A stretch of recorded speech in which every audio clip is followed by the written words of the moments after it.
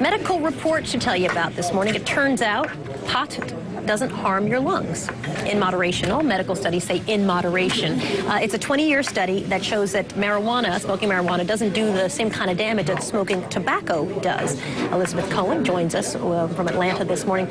So it sounds to me, Elizabeth, like we always say in moderation when we're talking about these stories. Tell me a little bit about this study and what exactly in moderation means. Right, that is the key question. So Soledad, they followed 5,000 people and found that when they smoked at low levels, it actually possibly might have helped their lungs. Moderate levels didn't seem to matter. High levels, that did indeed seem to do some damage to their lungs. So let's take a look at what those levels are. 2 to 3 times a month would be considered low, and that's where it actually might possibly have helped. Once a week over a period of decades. Once a week over a period of decades didn't seem to really hurt or help necessarily. What was considered high, what was considered damaging, was daily pot smoking for more than 7 years.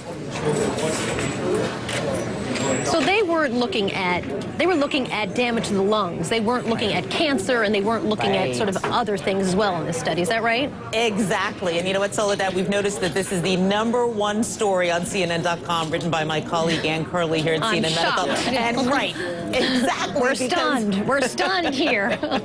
Because everyone is so excited that, you know, this... Candy's been Googling it all morning. But what I want to say is that people shouldn't get too excited about this because, as you pointed out, all they looked at was lung function. Other studies have shown that people who smoke pot are more likely to have cognitive problems, more likely to have memory problems, more likely to develop depression and psychoses. So, you know, sure, your lungs might be okay, but you might be psychotic. So keep that in mind. But it was interesting to see in this report. It is one of those either or.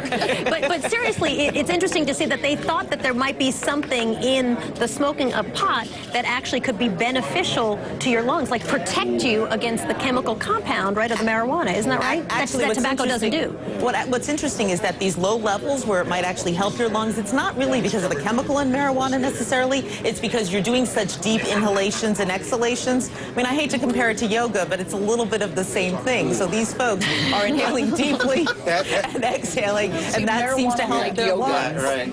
So they couldn't necessarily remember I feel anything. Like we need to go out on a limb here and say we're not comparing this to yoga. Right. Disclaimer: this is not like yoga.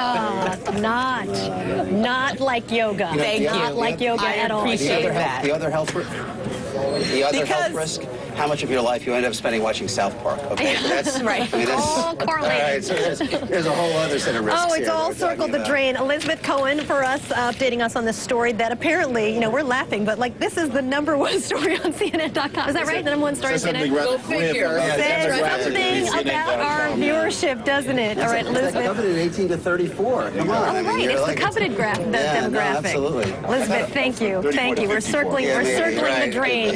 Still ahead this morning, we'll do our review.